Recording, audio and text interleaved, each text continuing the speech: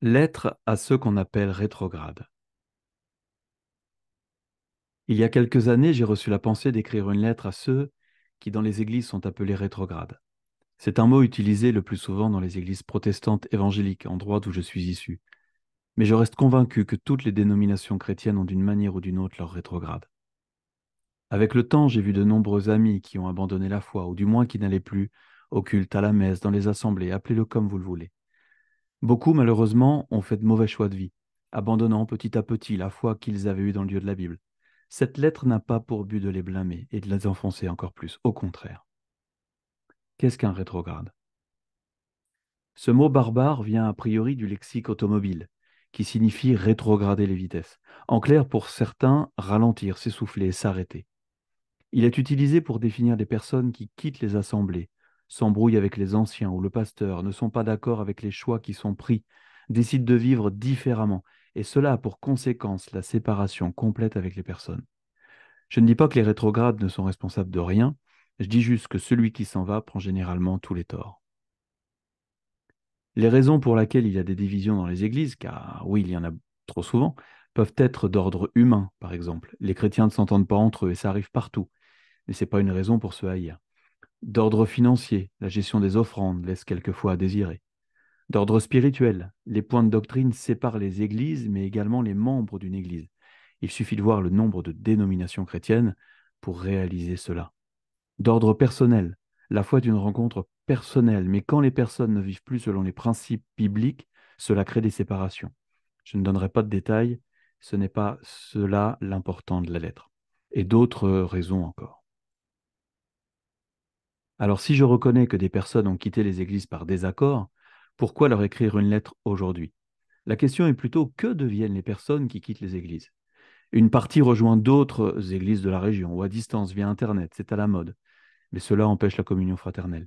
Une autre partie continue de pratiquer la foi à la maison, loin de tout et de tout le monde. Et une partie importante abandonne la foi et vit une vie loin de Dieu. C'est pour cette dernière catégorie que je rédige cette lettre. Pendant que je réfléchissais à la façon de tourner les choses, je me suis vu à leur place, vivant leur vie. Pas obligatoirement une vie dissolue, mais dans tous les cas une vie sans Dieu. À partir de maintenant, si tu te reconnais dans cette situation, je vais continuer en te tutoyant.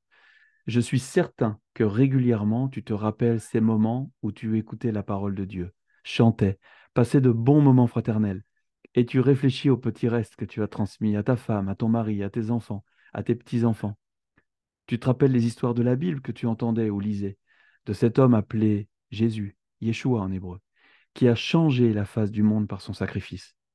Tu as peut-être pleuré sur tes péchés. Tu te rappelles avoir pris des engagements pour changer ta façon de vivre. Tu te rappelles avoir entendu des prophéties qui parlaient de la fin des temps, de l'Apocalypse.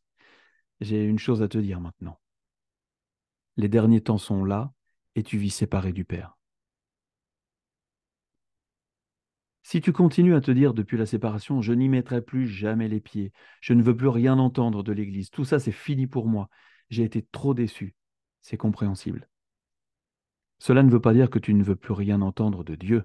Je suis persuadé que ces dernières années, avec le Covid, les guerres, les catastrophes naturelles, la politique, l'insécurité du quotidien, etc., à chaque fois que tu regardes les informations télévisées ou sur Internet, des pensées de fin des temps reviennent et la question primordiale avec. Et si c'était vrai, si Dieu en avait fini avec cette terre, que vais-je devenir?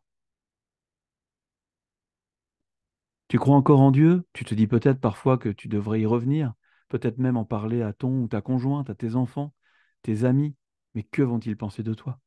Tu te dis que ta vie n'a pas été celle que tu imaginais, que c'est sûrement trop tard de toute façon. Mais non, il n'est jamais trop tard. Dieu te cherche. Aujourd'hui, c'est toi qui es la possibilité pour toi et ta famille de venir ou revenir à Dieu et de leur donner un accès au paradis. Tu sais qu'il existe une vie après cette vie. Tu sais que la mort terrestre n'est pas une fatalité et que notre âme a encore plein de choses à vivre par la suite. Aujourd'hui, tu n'es pas prêt ou sauvé. Mais il te suffit d'une chose à faire pour que cela change. Donne-lui ta vie à nouveau.